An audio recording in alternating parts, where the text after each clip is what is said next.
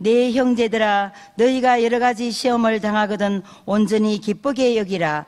이는 너희 믿음의 시련이 인내를 만들어내는 줄 너희가 알미라. 인내를 온전히 이루라. 이는 너희로 온전하고 구비하여 조금도 부족함이 없게 하려 함이라. 아멘. 오늘따라 목사님이 왜 시험에 대해서 설교를 하시는가? 좋은 제목이 없으신가? 왜냐하면 제가 시험은 날마다 숨쉬는 순간마다 목사인 저에게도 다가오니까, 또 싫어도 좋아도, 하기 싫어도 하고 싶어도, 피하고 싶어도 피할 수 없어서 무조건 다가오는 것이 시험이니까, 우리가 날마다 상고해 봐야 하는 죄라는 단어 못지않게 우리 일상생활에 가까운 단어 하나가 이 시험이라는 단어입니다. 오늘 한 번 더 들으심으로 하나님의 은혜로 넉넉히 그 시험을 헤쳐나가고자 오늘 이렇게 말씀의 제목과 본문을 정했습니다. 많은 은혜 받으시기 바랍니다. 본문을 보면 시험이라는 단어가 나오고 12절 이후에도 보시면 시험이라는 단어가 나옵니다. 그런데 좀 비교하고 한번 분별해 봐야 할 필요가 있습니다. 본문에 돌아가셔가지고 1장 2절로 4절까지 한번 먼저 읽어 보시겠습니다. 내 형제들아, 너희가 여러 가지 시험을 당하거든 온전히 기쁘게 여기라. 이는 너희 믿음의 시련이 인내를 만들어내는 줄 너희가 알미라. 인내를 온전히 이루라. 이는 너희로 온전하고 구비하여 조금도 부족함이 없게 하려 함이라. 그러다가 이제 12절 보시면 시험을 참는 자는 복이 있나니 이는 시련을 견디어낸 자가 주께서 자기를 사랑하는 자들에게 약속하신 생명의 밀류관을 얻을 것이기 때문이라. 이렇게 나와 있습니다. 그래서 1장 2절로 4절까지 말씀과 12절에 나오는 이 시험이라는 단어는 전부 통합해서 시련이라고 생각하면 됩니다. 시련. 따라합니다. 시련. 예, 시련. 그런데 12절에서 갑자기 이제 13절로 넘어가니 13절부터 보실까요? 사람이 시험을 받을 때에 내가 하나님께 시험을 받는다 하지 말지니 하나님은 악에게 시험을 받지도 아니하시고 친히 아무도 시험하지 아니하시느니라. 오직 각 사람이 시험을 받는 것은 자기 욕심에 끌려 미혹됨이니 욕심이 잉태한 즉 죄를 낳고 죄가 장성한 즉 사망을 낳느니라. 이렇게 나와 있습니다. 그래서 12절 13절에 보면 시험 나와 있어가지고 같은 말인가 이렇게 싶은데 그것이 아니고요, 제가 조금 전에 말씀드린 1장 2절로 4절까지와 12절까지는 시련을 말합니다. 시련. 그런데 13절부터 15절까지는 시험이라는 단어로 나와 있는데 유혹이라는 말입니다. 그것은 유혹. 그러니까 유혹도 시험이고 시련도 시험인데 한 단어로 통합해 쓰다 보니까 유혹을 받아도 시련을 받는 것 같고 또 시련을 받아도 유혹받는 것 같고 해서 너무 복잡하다 보면 이 원래 단어상의 의미가 전혀 다르지 않습니까? 시련하고 유혹은 원래 다른 내용입니다. 그래서 제가 이렇게 한번 비교해 드렸습니다. 1장 2절로 4절 그리고 12절은 시련이라는 시험이고 13절로부터 15절로 나오는 시험은 유혹을 말하는 것이다. 이렇게 여러분 이렇게 정리하시고 오늘 말씀 들어가면 되겠습니다. 2절부터 나오는 시련이란 시험하다 시자와 그 다음에 연단 단련하다의 연자입니다. 즉 시험을 통해 단련되도록 한다는 뜻입니다. 혹 연단 과정을 위해서 시험이 있다라는 뜻도 되겠습니다. 즉 초등학교, 중학교, 고등학교 다니면서 우리가 국어, 영어, 수학, 과학 등등을 어릴 때부터 이렇게 차곡차곡 배웁니다. 왜 배웁니까? 대학교 들어가기 위해서. 즉 그 대입시험을 치르기 위해서 연단하는 이 과정, 시험치고 중학교 때도 시험치고 고등학교 때 시험치고 하는 이런 과정이 단련하는 과정이다, 연단하는 과정이다에 사용되는 시험이라 할 수 있습니다. 이뿐 아니라 여기에 잘 숙달된 사람은 대학교 가서도 꾸준히 연단을 통해서 대학 졸업 후에도 회사나 기업에 들어갈 때 치러야 하는 시험도 잘 준비되어 가지고 이렇게 또 성공하게 되어 있습니다. 이렇듯이 시련은 미래를 위해서 자신이 반드시 거쳐야 할 과정들이라 할 수가 있는 것입니다. 그러나 13절부터 이렇게 나오는 유혹이라는 시험은 그 결과가 이길 경우에도, 승리할 경우에도 본전인 경우가 많습니다. 예. 질 경우에는 죄, 심판, 실패, 절망, 고통이라는 약간 좋지 않은 이런 요소가 기다릴 뿐입니다. 그러므로 유혹이라는 시험은 어떻게든 피하는 것이 우선이며, 피하지 못할 경우엔 하나님을 절대적으로 의지하고 기도하고 금식하고 찬양하며 신앙으로 이겨나가야 될 줄 믿습니다. 항상 깨어 있으시기를 주의 이름으로 축원드립니다. 이 두 가지를 비교해 보면 시련은 미래와 소망이 있습니다. 하지만 유혹은 미래와 소망이 없고 심판만 있고 절망만 기다리고 있습니다. 둘 다 시험이라는 단어를 사용하고 있지만 그 결과가 다르다는 것에 유념하시고, 어찌하든 모든 시험을 무사히 통과하여 하나님께는 영광이며 성도님들께는 큰 소망과 유익이 있기를 바랍니다. 이 시간에는 시련과 유혹에 대해 보다 좀 더 상세하게 우리가 한번 말씀과 감정을 통해 은혜를 나눠보고자 합니다. 첫 번째, 따라하겠습니다. 유혹은 기도하며 준비해야 합니다. 시작. 마태복음 26장 41절에 보시면 예수님께서 말씀하셨습니다. 시험에 들지 않게 깨어 기도하라. 마음에는 원이로되 육신은 약하도다 하시고, 이때 말씀하는 시험은 유혹입니다.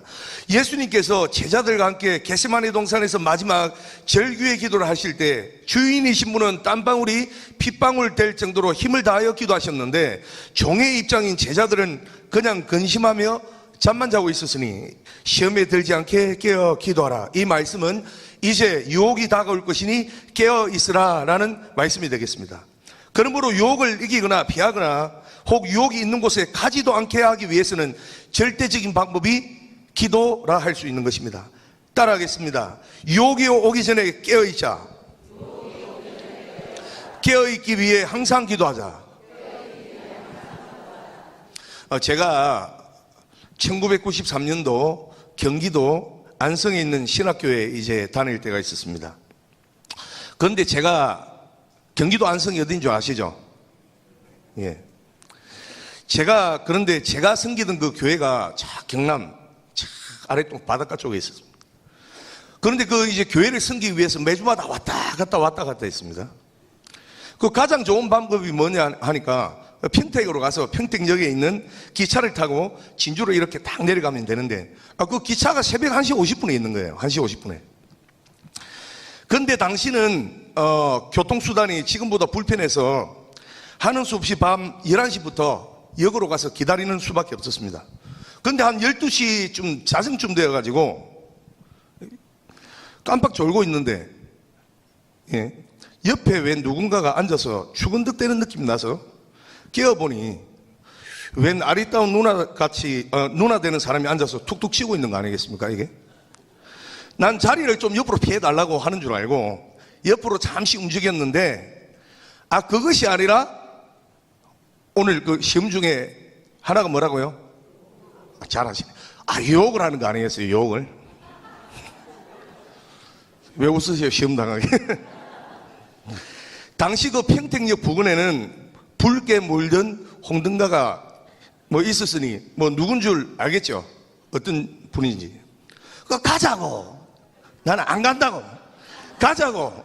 안 간다고. 이래저래 하다가 내가 신학교 다니고 앞으로 목사할 사람이라고 하니 좀 기분이 그랬는지 그냥 가더라고요. 아이고 살았다 싶었는데, 그 다음 주 다시 그 시간이 또 12시쯤 다가오니까 또 조마조마하는 거예요. 혹시 또 그 누나가 오는 거 아닌가 싶어서. 아니나 다를까 그 홍등가의 미수홍이 또 찾아와서 또 괴롭히기 시작해요. 또 실랑이를 벌이다가 가자고. 안 간다고. 가자고. 안 간다고 하다가 또 그냥 물러가는 거예요. 이래서는 안 된다. 왜? 또 그렇게 반복될 상황이 다음 주도 오고 또 그 다음 주도 또 올 것 아닙니까? 그래서 어떻게 됐겠습니까? 제가 세 번째는 넘어갔겠어요? 안 넘어갔겠어요? 넘어갔다고요? 넘어갔으면 제가 이 자리에 설 수 있었겠습니까? 목사도 못 해먹죠, 그러면. 안 넘어갔으니까 간증하는 것 아니겠습니까? 할렐루야. 예. 의심의 눈빛으로 보지 마시고. 예. 그렇게 고민하다가 어차피 뭐 삼시세판이다, 이번에 한 번만 딱 더 걸리면 두고 보자 하고, 그날 이제 기차 타는 그날 제가 우리 학교 옥상에는 기도실이 있었습니다. 가가지고 거기서 기도하고 또 역에 가서도 다가오라 미송, 기다린다 미송 하면서 방언으로 제가 여기서 기도하고 있었습니다. 아니라 다를까 또 미송이 오더라고요. 어떻게 했겠습니까, 제가? 그냥 그 자리에 일어나가지고, 사탄아 물러가라! 그냥 이래버렸습니다. 그런데, 그 누나가 나자빠지는 거예요, 나자빠지는 거. 제가 영역이 강해서 넘어졌는지, 아무래도 놀라서 아마 나자빠지지 않았느냐. 그 누나도 이제 삼시세판이라 해가지고 한 번만 딱 더 걸어버리면 이제 작업된다 싶었는데, 사탄아 물러가라 갑자기 해버리니까 놀래가지고 아마 넘어진 것 같습니다. 그러더니 역전박을 이렇게 나가는 거예요. 다음 주부터, 나는 그 평택역이 얼마나 편해졌는지, 할렐루야. 그 누나가 오기는 왔는데 저 멀리 내 눈을 피해가면서 여기는 오질 않더라고요. 왜? 물론 난 승리했다고 지금도 믿고 있지만, 사실 그 사람 입장에서는 제가 겁이 나든지 아니면 자신보다 제가 좀 더 확실하게 미쳐 보이든지 해서 오지 않았을 수도 있습니다. 하지만 이 깔끔해진 나의 앞길과 편해진 나의 마음, 할렐루야. 이렇듯이 유혹은 기도가 무기이며, 기도를 항상 무장할 때 유혹이 올지라도 예수님의 정신, 곧 거룩함과 정결함으로 대적할 수 있으니 모두들 기도로 무장하시고 유혹을 예수 이름으로 물리치시기를 주의 이름으로 축원드립니다. 두 번째, 시련에 대해서 보겠습니다. 시련은 단계가 있다. 따라하겠습니다. 시작. 시련은 단계가 있다.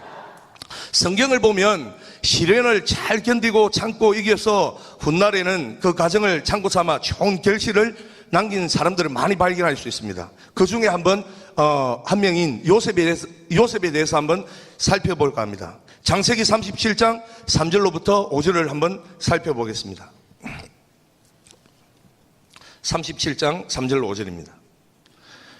요셉은 노년에 얻은 아들이므로 이스라엘이 여러 아들들보다 그를 더 사랑함으로 그를 위하여 채색 옷을 지었더니, 그의 형들이 아버지가 형들보다 그를 더 사랑함을 보고 그를 미워하여 그에게 편안하게 말할 수 없었더라.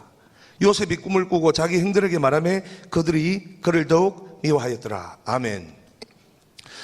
요셉을 보면 형들을 통해 시련을 당해 연단을 많이 받은 사람입니다.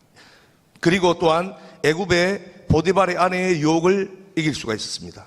형들을 통해서 연단 가정을 자꾸 받고 시련을 당하니까 이제 또 보디발의 아내의 집에 가서도 또 시련이 다가올 줄 생각하고 있으니까 유혹은 피할 수 있었다는 거예요.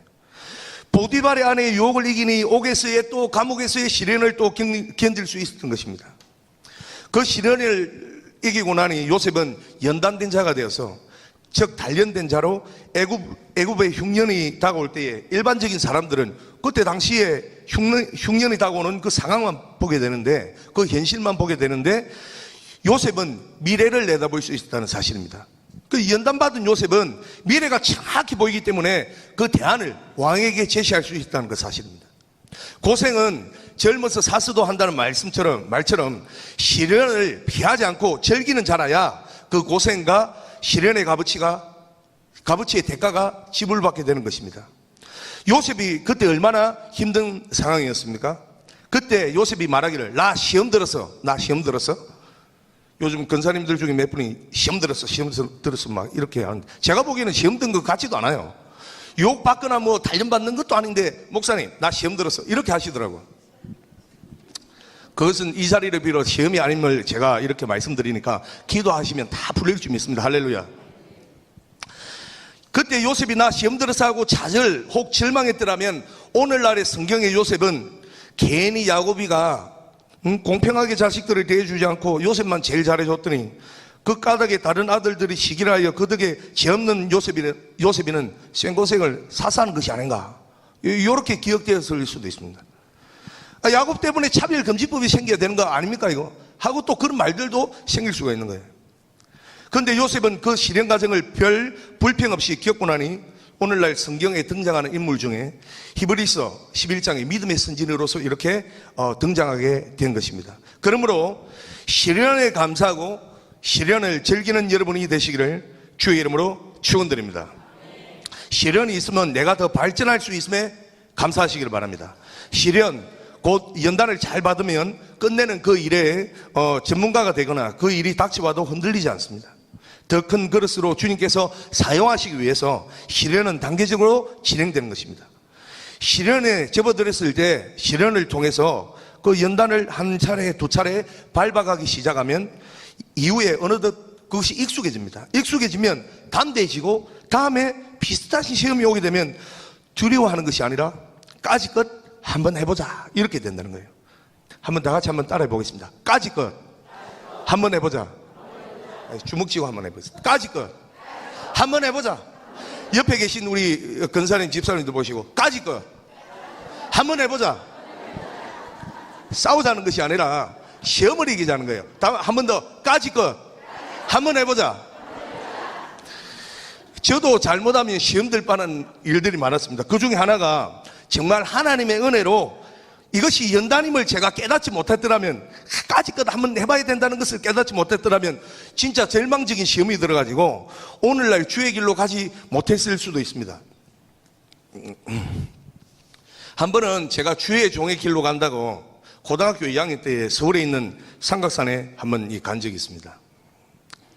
열정이 많으신 당시 교회 전도사님, 근사님, 집사님, 그리고 또래들이 한번 삼각산에 있는 능력봉에 가서 기도하면 뭐 능력 받는다 했는데 뭐 그런저런 다그침을 받고 한번 가보자 해서 갔더니 뭐 별 능력 받지 못하고 하산했습니다. 죄송합니다. 그러다가 한 1년 지나서 고등학교 3학년이 되었습니다. 그때에 이 2년 전에 삼각산에서 기도했던 그게 또 기억이 나가지고 한 번 가야 되겠느냐, 자꾸 가야 능력이 있지 않겠느냐 이렇게 생각이 들더라고요.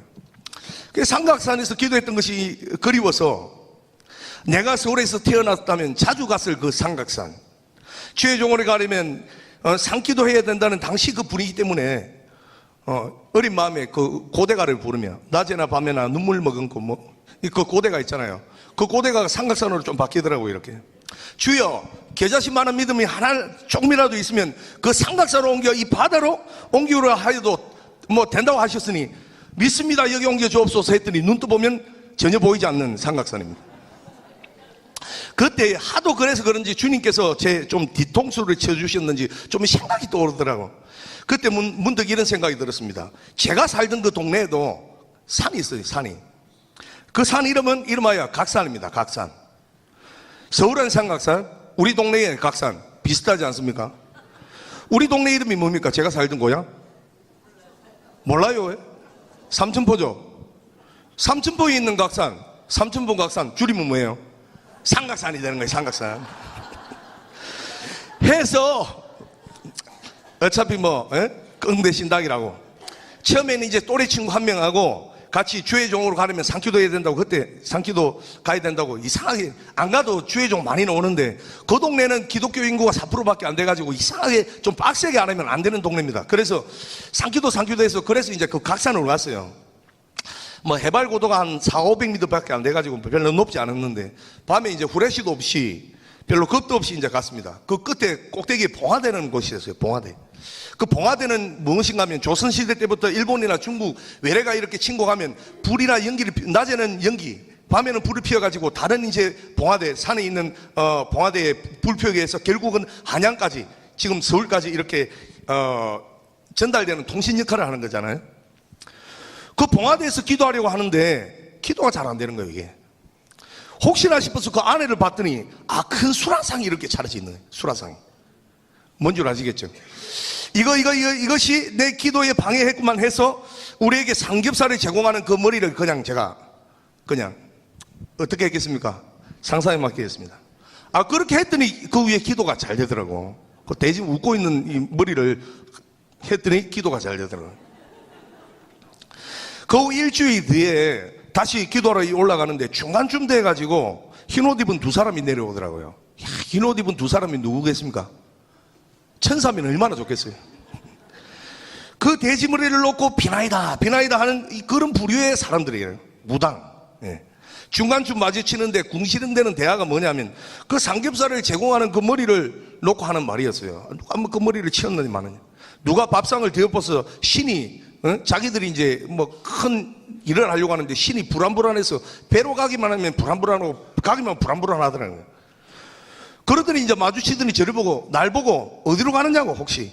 그래서 저 꼭대기에 갑니다 했더니 뭐하러 가느냐고. 기도하러 간다고. 혹시 그 상에 손대었나냐고 해서 손대었다 하면 뭔 일이 좀 생길 것 같지 않습니까? 그래 아니라고 했어요. 왜냐하면 저는 손댄 것이 아니라 발을 대었거든요 사실은. 그럼 왜 저 상이 해를 입었느냐고. 그래서 모르겠다고 뭐 하나님이 하셨는가 봅니다 이렇게 이야기하니까 그 사람이 뭐 하나님이라는 말을 듣고 해서 좀 찝찝했는지 그냥 조심하셔 하더만 그렇게 내려갔다는 사실입니다. 지금 생각하면 제가 왜 그랬는지 모르겠습니다. 하지만 만일 제가 기도하러 올라갔는데 주님께서 자신의 모습으로 지호야 요게 네가 참 삼각산 하더니 그래도 각산 올라와서 기도하는 네가 참 대단해 보인다 해서 주님이 만나주시면 얼마나 좋겠어요? 응? 그리고 뭐 능력을 화끈하게 주시면 얼마나 좋겠습니까? 그렇다고 해서 뭐 천사 내려와서 천사 한 명이라도 만나주면 얼마나 좋겠어요? 그런데 만나기도 싫고 부딪히기만 해도 옷기만 스쳐도 좀 재수가 없어 보이는 그 사람을 이렇게 만나게 되었으니 만일 그때 제가 시험 들어가지고 주께서 나를 부르시는 것이 아닌가 보다 그냥 기도하러 갔더니 능력을 주시지 않고 이상한 사람들을 만나겠다고 했더라면 오늘날 제가 이 강대상에 서서 설교하는 역사는 없었을지도 모릅니다. 시험 들어 해서 주님께 감사하지 않고 기도하지 않고 긍정적인 생각보다는 부정적으로 결론 맺었으면 저와 여러분은 이 자리에 만날 수 없을 뿐만 아니라 이 감정도 들으실 수가 없었을 것입니다. 주님께서는 그런 상황에도 두려워하지 않고 담력을 가지고 잘 대처하고 그런 경험을 하게 하심에 도리어 감사하게 했다는 거예요. 그거를 연단으로 엮이고 시련으로 느끼면서 하나님께서 저를 단련시키는 정신무장을 시키는 그런 과정이다 이런 생각을 주심으로 감사하게 하셨으니 오늘 제가 주의 종으로 가는데 일조한 것이 아닌가 이렇게 사료됩니다. 그러다가 이제 한 8년이 지나서 대전에 있는 연세는 많으신데 학교 동창 되시는 진잠동에 있습니다. 진잠 제일 침례교회를 개척하신 목사님이 막 개척하니까 좀 도와달래서 도와주러 갔습니다. 그때 또 비슷한 사건이 이제 발생했어요. 그 교회에 어떤 집사님이 계셨는데 얼마나 건강하고 일을 열심히 하는지 차를 구입하면 보통 사람들이 1년에 한 2만 킬로 이렇게 다닙니다. 그런데 1년에 한 12만 킬로 정도 이렇게 다니면서 전국구로 이렇게 다니십니다. 부지런히 사업하셔서 꽤 성공하신 분이에요. 그런데 이제 한 달 정도 지나서 이제 이야기 도중에 뭐 갑자기 가족 상황을 물어보니까 얼굴이 굳어지기 시작하는 거예요. 왜 그런가 물어봤더니 동생 때문에 그랬던 겁니다. 동생은 지금 병원에서 사망 선고 내려서 2달 안에 이제 죽는다 이렇게 선고받았습니다. 원래 동생도 건강하고 몸무게가 80kg 이상이었는데 갑자기 5개월 전에 엑스포에서 일하는 직원이었는데 집에로 오더니 식사도 안 하고 이상한 소리를 하더니 한 몇 달 지나자 몸무게가 그냥 한 30kg 빠져서 한 50kg 간당간당 그랬다는 거예요. 미쳐도 이제 단단히 미쳐서 이상한 폐가에 가가지고 생활한다고 지금 한다는 겁니다. 밤엔 술을 들고 고시래고시래하면서 마시고 새벽에 좀 정신 차리면 옆에 있는 또 신을 만난다고 해서 인근 교회에 가서 새벽 기도도 하고 해서 좀 보통 복잡한 사람이 아니었어요. 그래서 한번 만나 이야기 나누고 한번 예배를 한번 드려보자 해서 갔더니 진짜 폐가였습니다. 폐가. 옛날 기와집이 있고 기와집인데 대청마루가 있고 방은 3칸 있는데 아직 이제 폐가 중에서도 이제 굴삭기가 와서 뭡니까 이제 이렇게 포크레인이 와서 이제 막 걷어가야 되는 그런 집이었습니다. 그런데 그 중간방에 찌푸둥한 이 습기 나는 습기 가득한 썩는 냄새가 나는 이불에 그 사람이 누워 있었고요. 알고 봤더니 거기가 얼마 전에 무당이 살던 곳이에요. 무당이 거기 있다가 또 딴 곳으로 가는데 그 사람이 이제 거기 사는 거예요. 같이 갔던 사람들이 신방했던 사람들이 분위기가 좀 아니다 하면서 이 사람 데리고 딴 곳에 가서 그냥 예배 드리는 것이 안 좋느냐 이렇게 하시길래 저도 고민하다가 아니다. 적진을 무리뜨리고 그 적진에 가서 태극기를 꽂고 애국가를 불러야 진짜 승리가 아닌가 해서 그 자리에서 그냥 찬송 마귀들과 싸울지라 우리들의 싸울 것은 핵이 아니요 한 20분 찬송하자 해서 그냥 불러버렸어요. 하더니 그렇게 열심을 다하니까 갑자기 그 사람이 다 죽어가던 사람이 일어나더니 아유 예배 한번 드려달라 이러는 겁니다. 그래서 예배 드리고 좀 정신을 차리고 하니까 예수님, 속죄, 제삼, 부활, 심판, 귀신, 성령, 그리고 뭐 이런 있는 대로 없는 대로 그때 당시엔 저는 좀 잘 몰랐으니까 있는 대로 없는 대로 그냥 이 설교를 했습니다. 한 30분. 저도 그때 무슨 말을 하는지 모르는데 그 사람 다 알아들었어요. 한 30분 말씀을 나누고 했더니 그 사람이 몸을 좀 부들부들 뜨는 거예요. 그래서 요때는 그때 보통 목사님들 뭐 귀신이라 해가 쫓더라 해서 쫓았더니 할렐루야 나가버리고 말았습니다. 그 귀신이 그래 나가버리는 겁니다. 하나님께 영광 박수를 드립니다. 할렐루야. 그래서 정신을 차리고 제가 자초지종을 들어보니 엑스포 주변을 거니면서 일을 하다가 엑스포용 그 사람이 그때 생각나는 게 무당이 왔더래요. 무당인 줄 모르고 친절해 보여서 이야기를 나누다가 그 무당이 당신이 신기가 있어서 그 신대림을 받지 않으면 곧 죽는다고 요렇게 했다는 거예요. 그때부터 고민을 했는데 무수고지더니 갑자기 밥맛도 없고 죽을 수도 없고 해서 서서히 기운이 빠지더니 그 폐가에 가야 목숨을 건지겠다 생각해서 그 폐가에 갔다는 겁니다. 그리고 무당이 되어보려고 애를 쓰고 있었다는데 그런데 예배를 드리니까 뭔가 이상한 게 뭔가 자기 머리 위에 왔다 거기 느낌이 들더라는 거예요. 그래서 이제 그 예배를 드리고 나니까 형님 따라 이제 교회 가야 되겠다 해서 교회 신자가 되어서 지금 아직도 그 교회에 있습니다. 그 교회 이름이 진잠 제일침례교회에서 아마 교회 이름을 원내동으로 가서 이름을 바꿨는데 그 교회에 있습니다. 그 폐가에서도 우리가 무당집에서도 두려워하지 않고 하나님께 예배드리며 죽은 영혼을 살리도록 전도할 수 있었던 것은, 그리고 그 장소나 그 사람이 두렵지 않고 담대했던 것은 이전에 이미 그런 산에서 무당 만나도 별로 겁나지가 않았던 그런 하나님 내려주신 특별한 은혜가 있었기에 그렇지 않았나 이렇게 생각됩니다. 주님께서 지금 무슨 역사를 일으키시면 여기서 끝나지 않고, 내가 지금 이 시련을 받으면 여기서 끝나지 않고 더 큰 일에 사용하시려고 한 단계 밟아 나가도록 하신다는 사실이라는 것입니다. 이 과정을 거치고 나니까 좀 더 큰 연단의 과정으로 주님께서 인도하셨습니다. 마지막으로 좀 더 센 게 다가왔습니다. 할렐루야. 그러나 이미 받은 그 과정들이 있기에 하나님의 은혜로 넉넉히 넘어갈 수 있었습니다. 2002년 월드컵이 무엇이 기억납니까? 하나도 기억이 안 나요? 2002년 우리나라 월드컵 4강까지 올라간 아주 기적의 그 드라마가 연출된 해가 아니겠습니까? 그때에 제가 전도여행을 우리 침례신학대학교에 있던 분들과 함께, 일명 제목이 거지전도여행이에요. 거지전도. 거지들을 대상으로 전도하는 것이 아니고, 거지처럼 그냥 거지 옷을 입고 하는 것이 아니라, 예수님께서 전도를 할 때 제자들에게 두부로도 가지지 말고 전대도 가지지 말고 그냥 복음만 가지고 나가라 했잖아요. 그러니까 일주일 동안 대전에서 출발하면 뭐 지나가는 차를 타고 천안까지 가야 되고, 지나가는 또 차를 잡아다가 전도하면서 어딥니까 평택까지 가야 되고, 이런 전도가 거지 전도 여행입니다. 요게 한번 갔다 참석하고 나면 세상이 그렇게 친절할 수가 있습니까? 돈이 없어도 식사가 다 나오고, 돈이 없어도 목욕탕 공짜로 갈 수 있고, 돈이 없어도 저를 보고 그렇게 구제비를 이렇게 내주는 사람들을 저는 많이 발견했어요. 한국의 인심들이 그렇게 많이 살아 있습니다. 할렐루야. 이상하게 그런데 목욕탕에 딱 가서 전도를 하다 보면 절에 다니는 사람들은 예수 믿고 구원받으라, 오늘 우리를 이 목욕탕으로 하나님께서 인도했다고 하면 그냥 목욕탕 들어가서 목욕하고 가라고 하는데, 이상하게 예수 믿는 사람들은 잘 불친절하더라고. 목욕하려면 옆집에 가서 목욕하라고. 우리 교회는 그런 성도님들 한 분도 없는 줄 믿습니다. 할렐루야. 예, 아멘이 좀 약하신데요. 할렐루야. 부지정의 천사를 대접할 수가 있으니까 그런 사람들을 소홀히 대하지 마시기를 바랍니다. 할렐루야.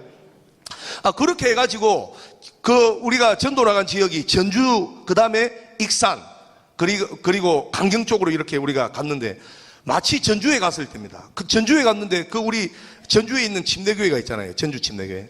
그 침례교회가 잘 부흥이 되더니 좀 이렇게 성도수가 줄어들고 좀 힘들었다는 거예요. 그때 여차여차 이유가 있지만은, 그때 그 교회에 계신 근사님이 저에게 살짝 이야기해 주는데, 요 동네 주변에 무당들이 너무나 많다는 거예요. 그래서 우리 교회가 부흥되기 위해서 5시 새벽 기도를 하면 무당들은 3시부터 일어나서 저들 연합으로 구슬을 한다네. 그래서 제가 기분이 좋았겠습니까? 안 좋았겠습니까? 너무 기분이 나빴던 거 아니겠습니까? 그래서 이해는이 눈에는 눈 대가지고 저도 몇 명 뽑아가지고 그 무당들 전도를 한번 가자. 전도 안 될지는 확신하니까 무당들에게 초치로 가자 해서 몇 명 이제 골라가지고 방기도 잘하고 하는 우리 형제들을 데리고 그 동네에 이제 갔습니다. 가니까 골목골목 군데군데 그렇게 이거 대나무에다가 빨간 기달리고 한 무당촌들이 많더라고요. 이 집 저 집 가면서 주 예수를 믿어라, 방기도 안 들어가면서 마귀들과 싸울지라 죄 엎어서는 게 이렇게 들어가니까, 무당 중에서도 제대로 신들린 무당들은 저 구석으로 도망가고, 좀 이 학습무당, 뭡니까, 철학가나는 무당들은 이 그래도 뭐 목사도 뭐든 간에 이 대화를 나누자고 하더라고요. 그 대화를 나누고자 하는 사람들은 신들린 무당이 아니기 때문에 그 사람 우리가 자리를 피하고 꼭 신들린 무당 쪽만 우리가 가가지고 예수 믿으라 하니까 피하더라고요. 그런데 이제 맨 마지막 집에 갔습니다. 맨 마지막에 가니까 주 예수를 믿으라 하고 딱 들어가니까 갑자기 한 명의 무당은 이 키가 한 50밖에 되지 않은 대머리 되는 여성분이에요. 그 옥동자복을 입고 저 방 안에 앉아 있고 빨간 모자 옆에 딱 두고 이렇게 앉아 있는데 이제 그 옆에 큰 물동이를 가지고 이제 비나이다 하는 어떤 여성분이 계시더니 다음에 교회 갈 테니까 지금은 큰일 해야 되니까 오지 말라는 거예요 지금. 그래서 제 마음이 약해지고 다음에 뭐 교회 온다고 하니까 진짠가 싶어가지고 그냥 우리 교회로 왔습니다. 그런데 기도를 하면 할수록 저놈 저거 때문에 교회가 힘들어졌다. 그거는 제 생각일지도 몰라요. 응답인지 아닌지는 모르고 하여튼 끝자락에 집중해서 저는 그때 기분이 제가 한번 더 치러 가야 된다 싶어가지고 좀 기도 진짜 좀 더 세게 하는 사람들 몇 명 데리고 진짜 갔습니다. 가가지고 한 20m 전반부터 찬송을 부르면서 주 예수 믿으라, 찬송을 부르면서 주 예수 믿으라 하면서 들어갔더니 물 뜯어오면서 비나이다 하는 여성분이 뭐냐면 오늘 진짜 안 된다니까 왜 자꾸 오는 거야 해도 더욱더 빡세게 그냥 방언 기도를 했습니다. 할렐루야. 여기 참 우리 여기 계신 근사님들 기도반을 세신 분들 같이 데려가면 똑같은 역사 일어날 줄 믿습니다. 할렐루야. 준비하시기 바랍니다. 그런데 갔더니 우리가 자꾸 한 10분 정도 거기서 신랑이 버리면서 기도하고 방언 기도를 했더니 그 옆에 앉아있던 그 신들린 무당이 그렇게 달달달 뜨면서 몸에 앉은 자세로 한 30cm 올라왔다 내려가는 거예요. 우리는 그때 깜빡 놀랐지만은 그래도 그냥 찬송 부르면서 사탄아 물러가라면서 계속 기도를 했더니 그 여자 좀 있다가 풀이 팍 꺾이는 거예요. 그렇더니 이제 그 옆에서 같이 물동이 들고 이렇게 비나이다 여성분이 망했다 하면서 하는 이야기가 잠시만 있으라는 거예요. 경찰을 부르겠다는 거예요. 그래서 경찰을 불러봐라 했습니다. 그랬더니 좀 있다가 한 봉고차가 한 대 오는 겁니다. 봉고차가 왔더니 저는 이제 경찰인 줄 알았는데 경찰이 아니라 조폭들이 몽둥이 들고 왔더라고. 그러더니 누워있던 무당이 일어나가지고 오더니 멱살에 잡고 야 이놈들아 다음에 오면 내가 예수 믿는다고 하지 않았느냐 이렇게 이야기하면서 너들 때문에 자꾸 예수 들미고 마귀들과 싸울지라 들미니까 내가 내 속에 있던 7명이나 되는 귀신들이 다 나가버려가지고 할렐루야 신기가 떠나가가지고 지금 3천만 원 날아갔다는 거예요. 3천만 원. 하나님께 영광 박수 올려드립니다. 영광 할렐루야 영광 할렐루야 영광 할렐루야 곧 승리하리라 영광 할렐루야 영광 할렐루야 영광 할렐루야 영광 할렐루야 곧 승리하리라. 귀신이 놀라 7명이나 다 도망가서 다시 신기가 내릴 수 없어서 구타러 갈 수 없으니 그 덕에 2-3천만 원이 날아갔으니 물어내라고 그 신이 나가서 지보다 센 신이 왔으면 예수는 믿으리지 내 도대체 왜 그렇게 돈 물어내라는지 모르겠습니다. 그래 경찰을 부르려고 하니까 이 조폭들하고 그 무당하고 이게 종교적으로 연결되어 있다는 게 제가 그때 알았습니다. 그러니까 다 쇼에서 무당짓에서 사람들 모아가지고 그렇게 해서 노는 판돈을 이렇게 좀 받아가는 것이.